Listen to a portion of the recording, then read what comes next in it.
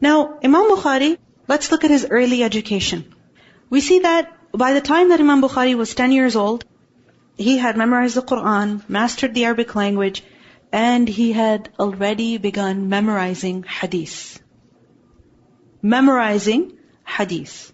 We learned that Muhammad bin Hatim, he said, I asked Bukhari, how were you at the beginning? Meaning, were you always this studious? Like, were you always interested in learning?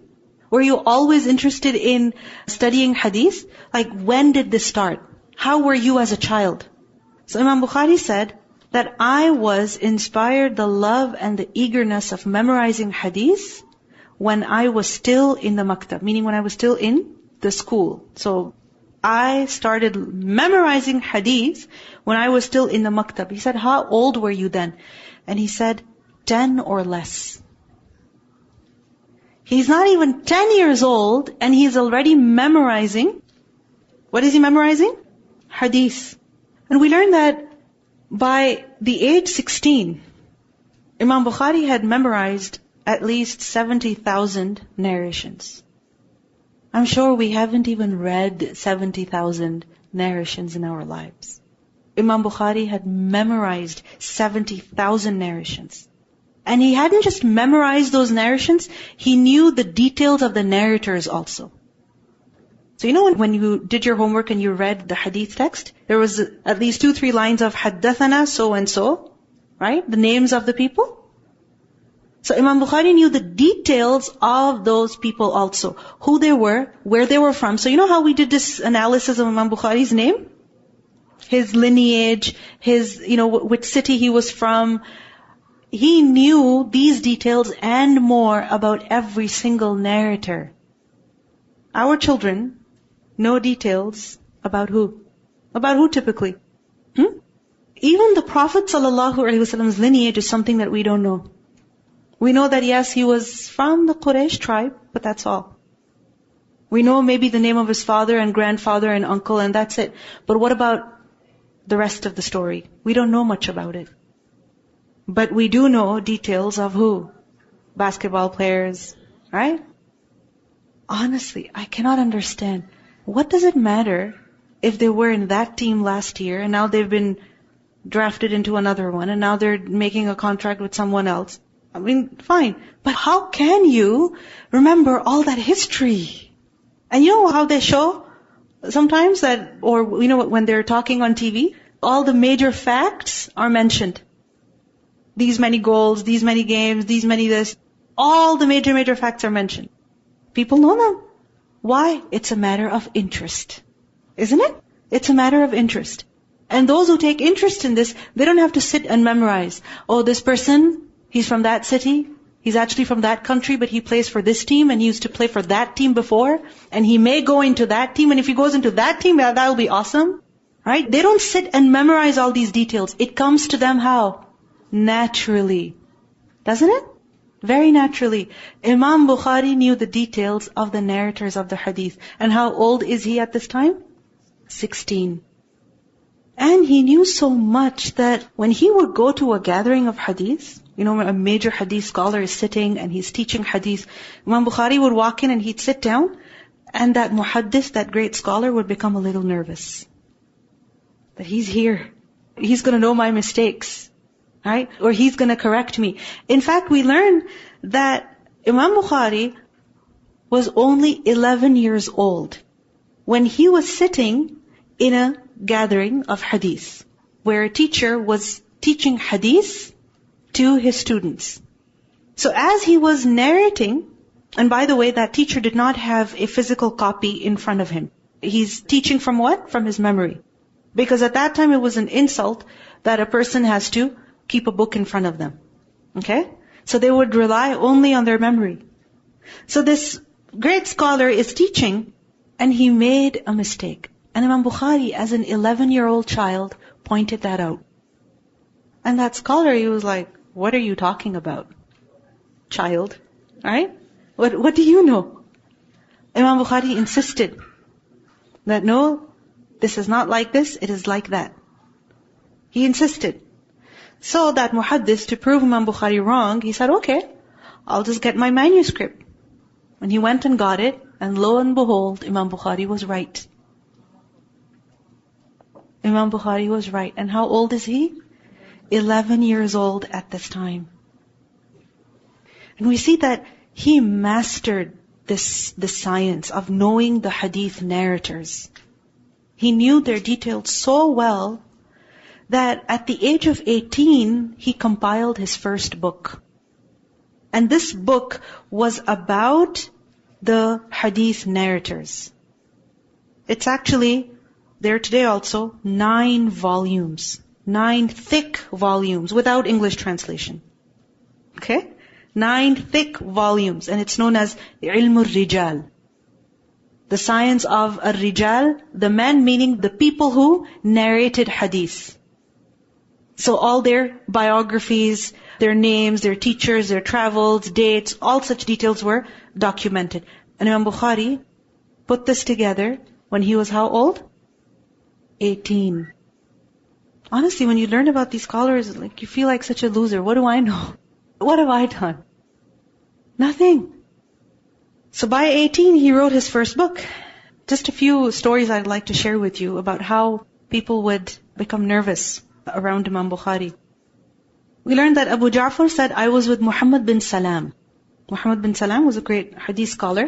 He said, I was with him when Muhammad bin Ismail, meaning Imam Bukhari, walked in. And when he came, he sat, and after some time when he left, Muhammad bin Salam said, whenever this child comes to me, I remain fearful until he leaves. I'm scared, man. As long as he's with me, I'm nervous. When he goes, then I relax. And when Imam Bukhari would go to Sulaiman bin Harb, another hadith scholar, Sulaiman bin Harb, he would say, tell us the mistakes of so and so. Meaning, tell me about this. So he would ask him questions. Now imagine, hadith scholars are asking Imam Bukhari questions when he is still a child. We learned that Fath bin Nuh, he said, I went to Ali ibn al-Madini, also a great scholar, and I saw that Muhammad bin Ismail was sitting right next to him. So this hadith scholar is teaching, and while he's teaching, who's right next to him? Imam Bukhari. And he's still a young student at this point. And whenever Ali ibn al-Madini would narrate hadith, he would look at Imam Bukhari. Why would he look at him? To get this assurance that I said it right? That's how it is, right? Correct me if I'm wrong. Imagine, a teacher is looking at his student to make sure that he's not making any mistakes. Imam Bukhari said that I went to Imam Humaydi, another great scholar. He said, I went to him when I was only 18. And when I walked in, there was a discussion taking place about some narrations. And that discussion soon turned into a debate, into an argument. And Imam Humaydi, he said to me, you decide. You tell us what the answer is, what the truth is.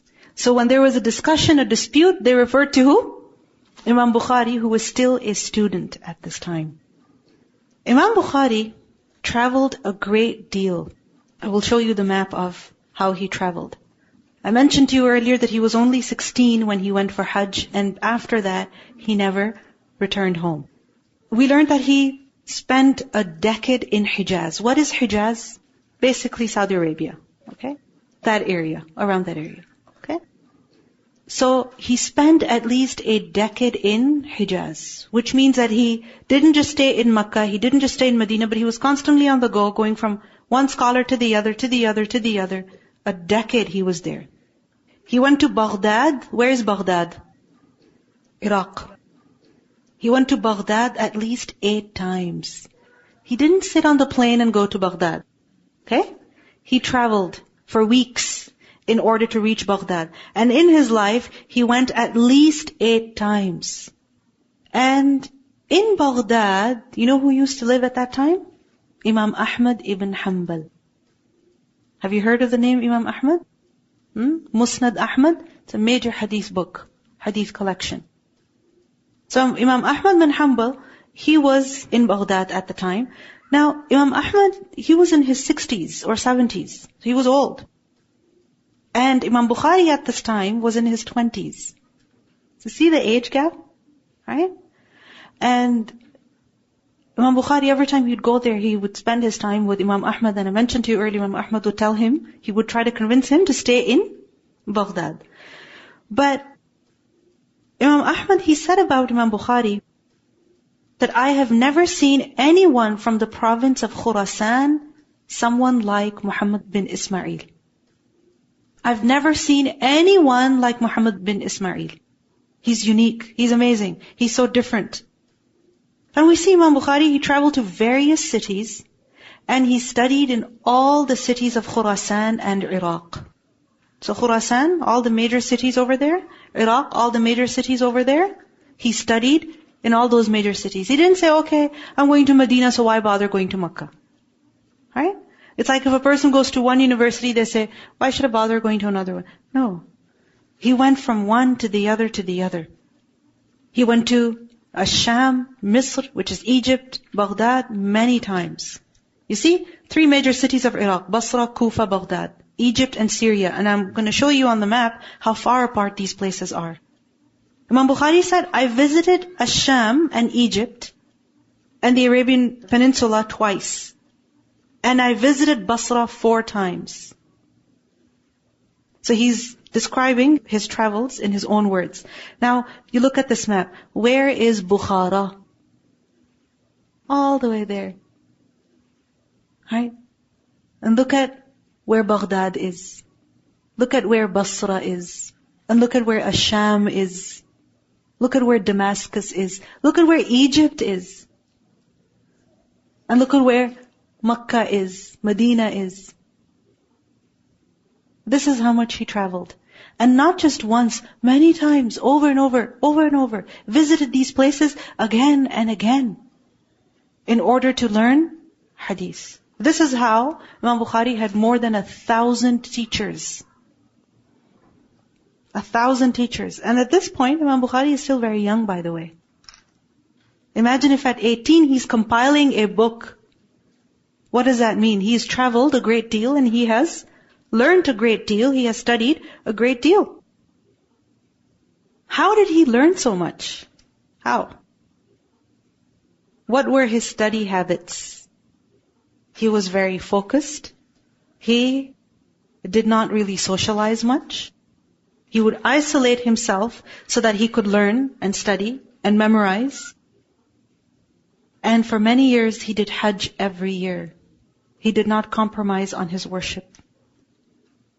Imam Bukhari said that after Hajj, I remained in Medina for an entire year.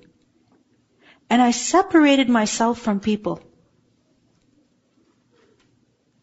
For an entire year, he's in the city of Medina. And what is he doing? Socializing, going to somebody's house today and somebody else's house another day, and then going to another event there.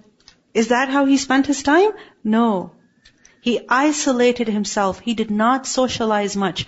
And he spent his time studying, learning, memorizing, writing, reflecting. He said, I remained in Basra for 5 years. So at one point in his life, he lived in Basra and he stayed there for 5 years. And in those 5 years, I would go for Hajj every year. See the map again, by the way? Where is Basra? Right under Baghdad. Basra. Basra to Makkah. Every year, 5 years in a row for Hajj. What happens to us is if we have to travel somewhere, right? And that is just taking a flight. We start worrying about it 3 months in advance. Right? Or 5 months in advance. I have to go to Pakistan in the summer, So, I better start shopping. I better start packing. And then what happens? Before going, we're worried about going. And then while we're gone, we say, oh, I'm just having a break, I deserve a break. I'm so busy.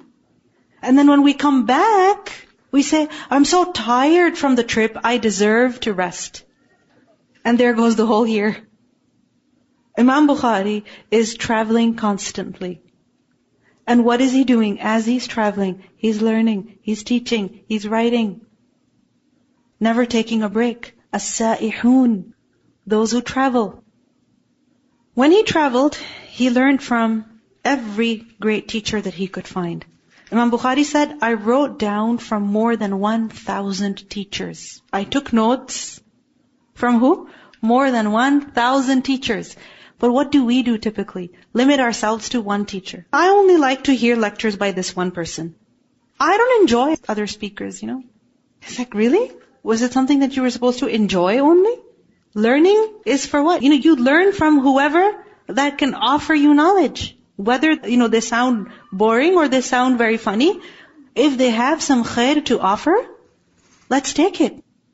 When it comes to Hajj, it's a once in a lifetime thing. We say, okay, I'm going to do Hajj next year. And when we do Hajj, we're like, okay, I'm done. And Imam Bukhari did it 5 years in a row. Imagine. So he said, I wrote down from more than 1,000 teachers, and I remember the chain of every hadith that I have with me. He memorized every chain of the narrators that he took. The fact is that Imam Bukhari learned from more than 1,000 teachers. Okay? How many they are, only Allah knows. But every major teacher that he could find, Imam Bukhari went to him. And he sat with him and he learned from him. And of the most famous of his teachers, we see are Imam Ahmad bin Hanbal, right? Also, Ishaq bin Rahweh. I want you to write this name down. Ishaq bin Rahweh. Yes. You see the first name? Ishaq bin Rahweh. He was one of his major teachers. In fact, he is the one who gave Imam Bukhari the idea to compile a book of authentic narrations. And we also have amongst his great teachers, Ali ibn Madini, Yahya ibn Ma'in. And he also benefited from many other teachers. One thing that is unique is that all his teachers were hadith scholars. Scholars, meaning people who had knowledge of hadith, understanding of hadith. And they were at a position that they would teach hadith. Students would travel and come to them and remain with them in order to study hadith. So he benefited from not just one or two teachers like that, but more than 1,000. Imam Bukhari had remarkable memory. Before we continue, would you like to say something? Any reflection? Any question? Yes. I was just thinking about his memory about the chains. And I was just wondering, to our life, if somebody says, oh, I did the weekend course at Al-Huda and my teacher was so and so, other than if she named the wrong, we would know right away, oh no, we know for sure, Sister Temia was the teacher for that course, you would be wrong for that. So that kind of surety he has, that's how he was correcting the people, even his teachers. Because who is the teacher of that person? Yes. And many times, the sad thing is that many times we will listen to or benefit from a teacher for many years. Right? We've been listening to their lectures or reading their books. We don't even know their full name. Like for example, if I were to ask you, have you read the book When the Moon Split? The Seerah book When the Moon Split? Have you read it? No? Have you seen it? Heard of it? Okay. Many of you had. But if I were to ask you, tell me the full name of the author. Pardon? Only one person knows the name. This is sad, right? That we read books, we study them, we take notes and we reference them, but the authors we don't even know about. But if you think about it, in the academic world, if you're quoting from an article or a book, how do you do that? How do you do that? If let's say 3 people, did a study and their names are there, can you just take the name of one of them and just put their name? No. You have to mention all of them. There are ways of mentioning all of them. Give credit to those who deserve it. Know them. Identify them. Realize who they are. They contributed to this. So Imam Bukhari knew the details of the narrators of the hadith all the way up to the time of the Sahaba. Anything else? Yes. Go ahead. I remember someone talking about how Imam Bukhari's mother was a single mother and we don't even know her name. And all of the legacy of Imam Bukhari, she's getting rewarded for that as well. She was a single mother. Right? A widow. And she had sons to raise. Imam Bukhari was not her only son. He had an older brother also. But look at what she produced. Because many times, as women we think, I can't teach my son because, his father is not interested. His father doesn't take it seriously. It's the father's responsibility. And Ibn al-Qayyim also said that it's the father who teaches the son. So, I'm not supposed to. It's not my responsibility. But look at what Imam Bukhari's mother did. Assalamu alaikum. I was thinking about his father, mashallah. He searched for dunya and akhirah. He didn't just search for dunya. Mashallah, Allah make his son muslih. Yes. And this is so important. We should also remember this. That many times we are in a position where we have to, let's say, work full time or pursue a certain career for whatever reason. But even when we are seeking the dunya, let us also pick the fruits of this deen. There's so many opportunities out there. If you're in school, working full time, alhamdulillah, there's weekend programs, there's evening programs, there's, every few months courses are offered. Why can we not benefit from them? Somebody else? Go ahead.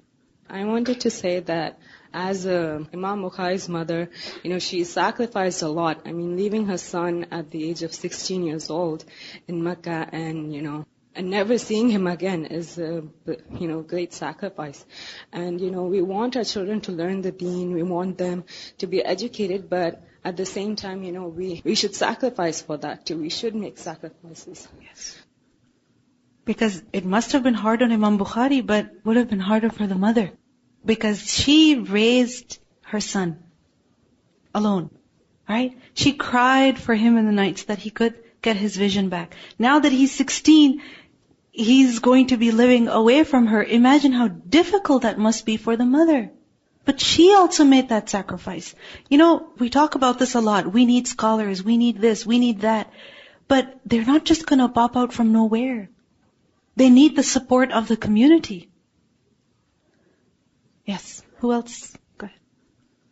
I was thinking, most of the time parents, they push our kids, right? That we have to go over there. But look at the age of 16, he said to his mother that I want to stay here. And why do you think he did that? Because he was in the company of scholars. He has a hunger to study, right? Yes. From a young age, he was exposed to this. Under 10, he went to the gatherings of hadith. And we think children should not be allowed in hadith class. Go ahead. When Imam Bukhari was writing his book and stuff, did he ever hear any news from his mom, or did she ever hear any news from him? We don't know about his family life much, right? However, we know that he didn't just stay in one place. He traveled a lot, and he in fact did go back to Khurasan later, all right? But we don't know more details about his family. Assalamu alaikum. I was just thinking about the socialization aspect. That when you're focused and you have an aim, you have a goal, and you want to achieve it, where there is a will, there is a way. And Imam Bukhari did it. And today I was thinking that, yes, it is good to be in contact with your relatives, your friends, if they are having some problem or not, in what situation they are living in. So we should be in contact with them. But at the same time, we spend so much time in socialization, energy and time both.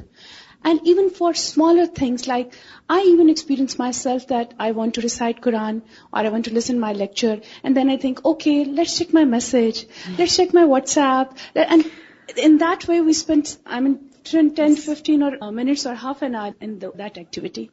So it's better to spend your time more productively and more constructively instead of wasting it in socialization too much. Thank you. Jazakallah khairan. Anybody else? I was just thinking how these people paid so much attention to their names, but we don't sometimes know the meanings of our names, or we don't even care if someone pronounces our names incorrectly. Or we don't even know why our families, has a particular surname. What does that mean? Why do we have this family name? No idea. We don't know our own lineage. Go ahead. Assalamu alaikum. I was just asking, there are 1,000 scholars. I was curious, was there a female scholar that he learned under? Good question. Inshallah, I will look into that. I will, inshallah. There's a book by Dr. Akram An-Nadwi, Muhaddithat, female hadith teachers or hadith narrators. And in that he talks about the different women hadith scholars over the centuries in our tradition. Go ahead. Bismillah ar-Rahman ar-Rahim. It seemed like his mother has put him in that kind of discipline in a younger age, that he has learned to manage the time. And even like in university now, people learn, or in high school, how to record things and and he has done that science in such a younger age that he has learned to live on his own, manage the time, and like the way things are recorded at this time, with all the technology, he has learned to do it at that time. Yes. So I think any teacher he absorbed everything. Yes. Before 10, he has learned a different language also. Right? You see, children, whatever we expose them to, whatever we show them that this is important, that is what they will naturally incline to. Isn't it? How many of you used your mom's makeup when you were like 5 years old? And ruined it, destroyed it. I'm sure everyone has a story. Makeup, shoes, high heels, clothes, jewelry, isn't it? Why? Why? Because that's what we saw every day or every other day. That the special stuff comes out, all the colors come out, and then they get put away. Oh, I wish I could have access to that. Right? Why? Because that's what we saw. That's what we were interested in. So whatever they see at a young age, that is what they will develop their interest in. Go ahead. I was just thinking, Imam Bukhari is such a good example of what can be accomplished when you're dedicated, because he wasn't born with anything like extra special about him. MashaAllah, he had good memory, had good teachers and things like that, but we have even more than that. We have more knowledge today. We have encyclopedias and people who've discovered so much more. And if we put that, even a fraction of the effort and the dedication that he put into something we're interested in, anybody can accomplish something great. Very true. Yes. Bismillah, assalamu alaikum. I remember when my daughter was small, she used to like my hijabs. She take it from the closet. She said, I want to be princess like you, mommy. Yeah. So she liked hijab just like that. Exactly, naturally. I mean, children, they start cooking also, shoveling the snow, because that's what they see. Right? I remember I asked, one girl was telling that, when I grow up, I want to be a mommy. But why does she want to be a mommy? Because that's what she has seen. Right? Go ahead. Assalamu alaikum. Many times there's many classes going on, many lectures coming on in the same city where we live, but we don't bother to attend them because, I already take the class, I already know about that. But Imam Bukhari said, writing from more than 1,000 teachers or scholars, and almost the same things, like a hadith. They never say it's tiring or boring, but we don't want to leave our comfortable zone and say, I know them. Yes. And when time coming, we don't even know the name. And even when it comes to, listening to different lectures or something, I mean, we don't even have to necessarily go to a different city in order to learn from that scholar, because every day that the scholar teaches a class, it's uploaded online. All you have to do is just subscribe, and as soon as the next video comes or the next podcast comes, you can just listen. Right? There's so much we can learn. Go ahead. I have a question. Mm-hmm. Why didn't Imam Bukhari not socialize with other people? He did socialize with other people, but he didn't do it too much. Because to him, learning was more important. And everybody has only 24 hours in a day. Right? So if you spend time just hanging out with people, chilling with your friends, or playing one thing after the other, then you'll have less time to study. Right? And he wanted to study more because he wanted to make a difference in the world. Right? And Imam Bukhari said about his collection that I have prepared this as an argument for myself. Because on the Day of Judgment, Allah is going to ask us, right? What did you do with your wealth and your youth? Isn't it? We're going to be asked about these things. So Imam Bukhari said, I have made this book as an argument for myself. I mean, this is what I will show, inshallah. Alright, let's continue. We have a few minutes left, so I want to do a little bit more, inshallah. Imam Bukhari's remarkable memory. He had very sharp memory, and he made use of it. Right? There are people who have sharp memory, but they make the wrong use of it. Imam Bukhari made good use of it. We learned that Imam Bukhari never used a manuscript to teach from. So he never really had a piece of paper in front of him. Never. He would teach from what? His memory. And at one occasion, he memorized 15,000 ahadith in just 16 days. In 16 days, he memorized how many ahadith? 15,000. According to Ibn Kathir, Imam Bukhari could just look at a book once and memorize its contents. So he just had to basically look the pages, read, and he knew it. You know why? Because he didn't fill his mind with junk. The brother asked just now, why didn't he socialize much? Right? Because when we socialize a lot with people, our memory is occupied, is filled with what? Unnecessary details. He said this, she said that, she said this loudly, and he said this while he was sitting, and he was looking that way, and he was wearing this, and she was eating that, and all these details will crowd our memory. It will crowd our mind. So Imam Bukhari memorized 15,000 ahadith in just 16 days. And there are so many stories of his memory tests because, this was a big deal. It became very famous that there's a man, Muhammad bin Ismail, his memory is so sharp, he looks at something once and, he knows it, and you can ask him about any hadith, any chain, and he will tell you this and this and this. So people began to doubt this, that this is just a hype. Right? For example, you hear about certain people, or they're so famous, everybody listens to them, you're like, oh, it's all a hype, they're not really a scholar, they don't really know much. And sometimes we fall into that propaganda, it's just a hype, it's just a hype. But then when we listen ourselves, we see how much khair they have to offer. Right? So Imam Bukhari, people thought, this is all a hype.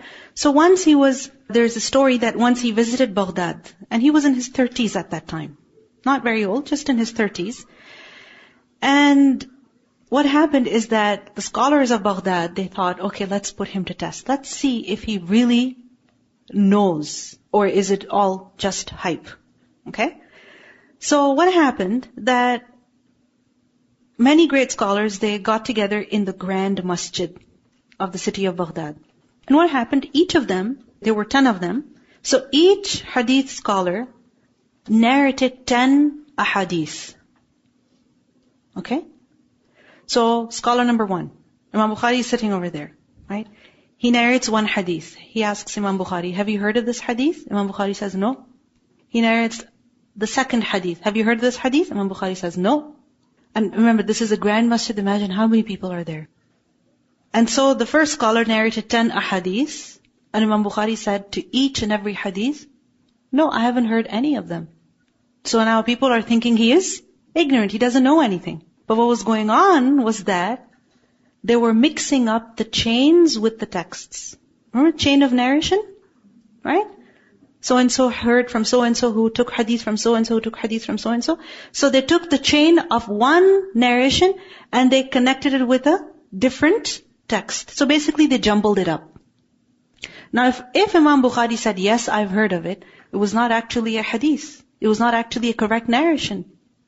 Right? So he would be exposed. So for every single one of them, Imam Bukhari said no. Now what happened? The second scholar started narrating 10 ahadith. All of them, Imam Bukhari said no. 10 scholars narrated 10 ahadith each. All those narrations were jumbled up. Okay? And Imam Bukhari said no. None of these are ahadith. Now the people are wondering, come on. These major scholars have narrated 10 ahadith each. They couldn't be wrong. And Bukhari, he doesn't know anything. Okay? But you know what Imam Bukhari did? The amazing thing he did is that he said to the first one, you narrated this first narration, it's actually not like this, it is like that. He corrected him. Then he corrected the second hadith, and the third hadith, and the fourth hadith, and the fifth one, and the sixth one, 7th, 8th, 9th, 10th. And he did this for all 10 scholars. So he corrected 100 narrations. The amazing thing over here is not that he knew the correct versions, but the fact that he remembered those 100 false versions that were presented to him at that time, and he corrected them. This is how remarkable his memory was. Imam Bukhari didn't just know authentic hadith. He also knew the false narrations. He also knew the false ones. He said at one point that I know 100,000 authentic narrations and 200,000 false narrations. Because you have to know the wrong also in order to identify it. You don't just know the right version, you also have to know the wrong that is out there. So there's many stories about Imam Bukhari's memory tests. And many scholars, they considered his memory to be inhuman. Like they said, he's not a human, there's something different over here. Imam Bukhari had many great students also. Have you heard of Sahih Muslim? Have you heard of At-Tirmidhi? Have you heard of An-Nasa'i? Imam Muslim, he compiled a collection of hadith. Alright? We see Imam At-Tirmidhi also, he put together his collection. Imam An-Nasa'i also put together his collection. And these three are actually part of the 6 authentic collections. Remember I mentioned to you there are 6 authentic, they're known as the Sihah Sitta. Sihah is the plural of Sahih. So the authentic ones, which ones? The 6 ones. So imagine 3 of them are who? Imam Bukhari's students. And the 4th one is Imam Bukhari himself. So 4 out of 6, the credit goes to who? To who? Imam Bukhari.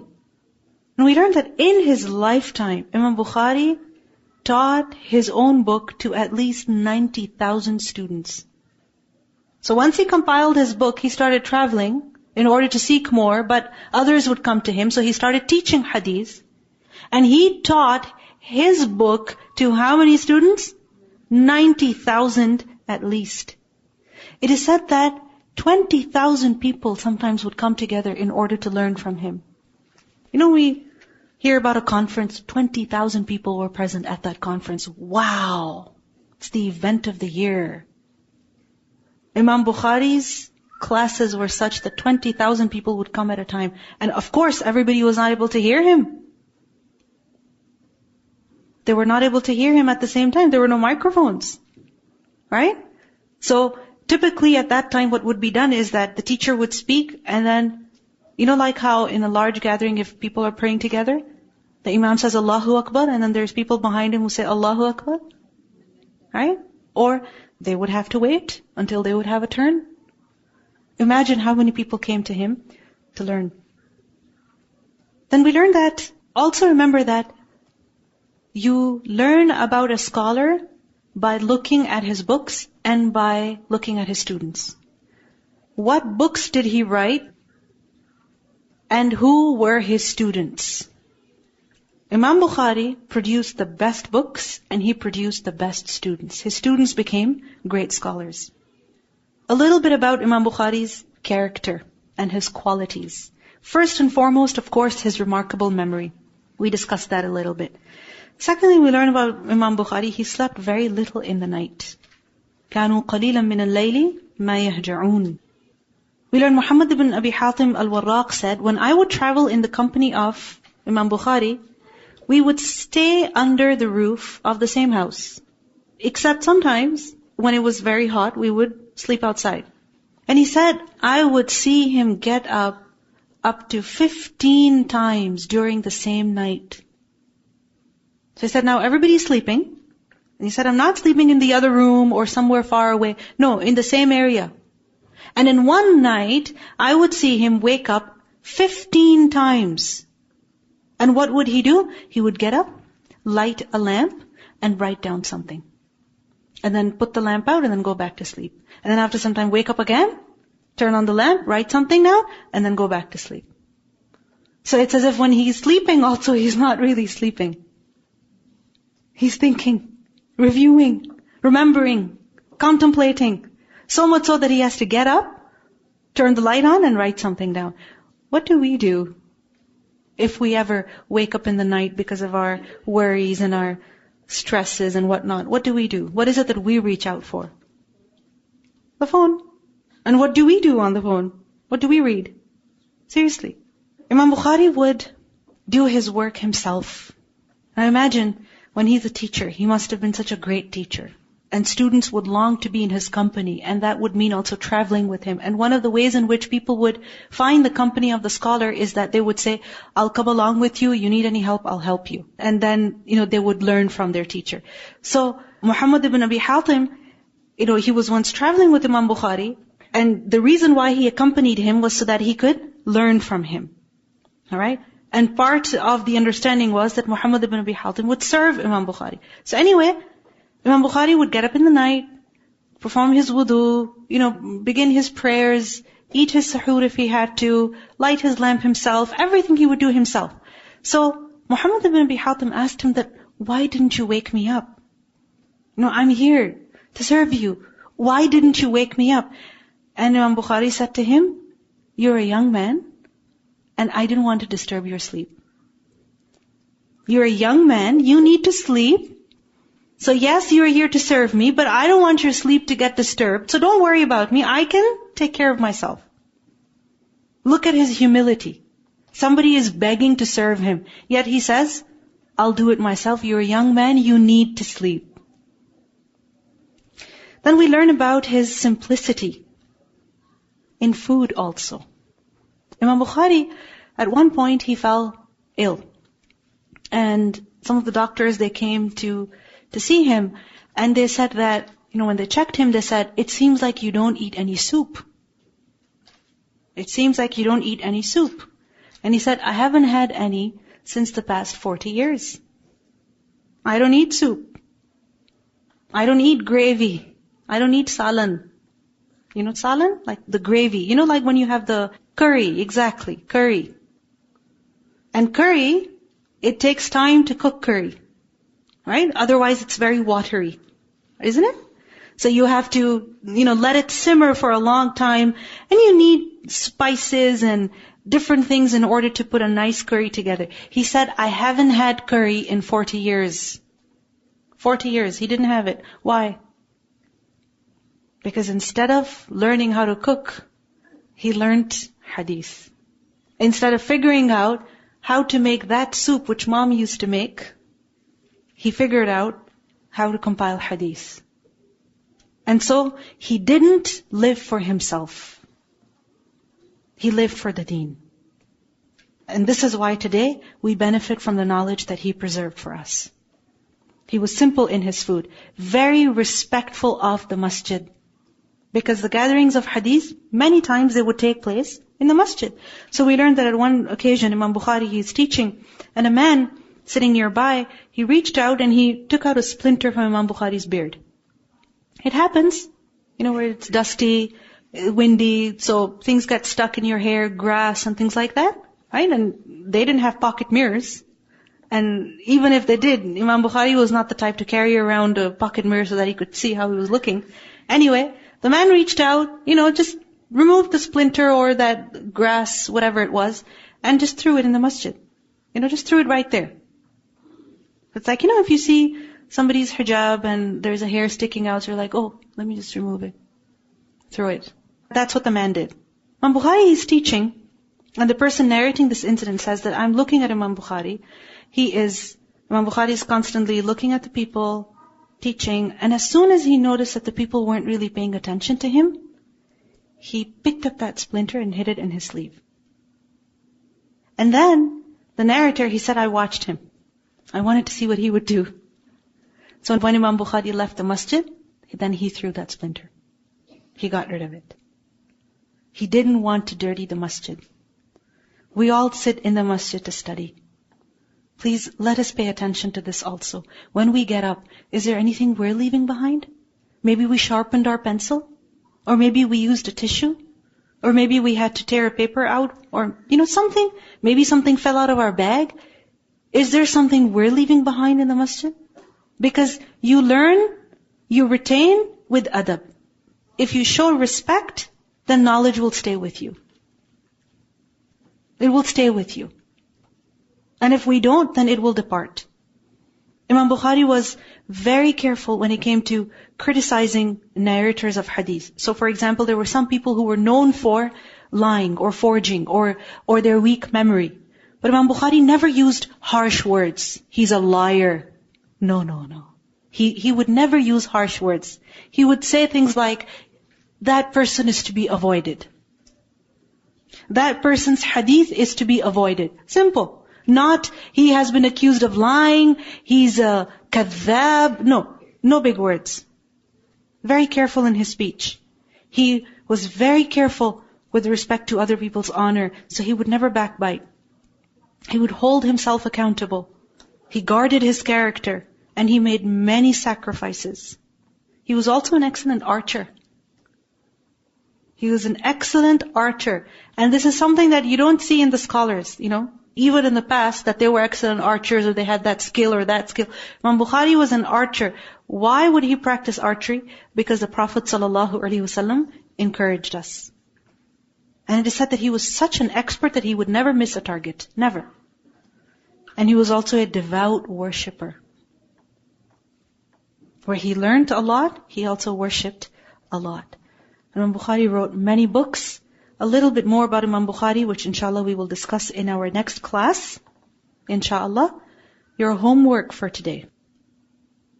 We didn't begin the study of hadith as of yet. Your homework then would be to make sure that you have all the notes from today. So if you've missed out anything, make sure that you access the PowerPoint from the website, from the portal. And inshallah you can complete your notes from there.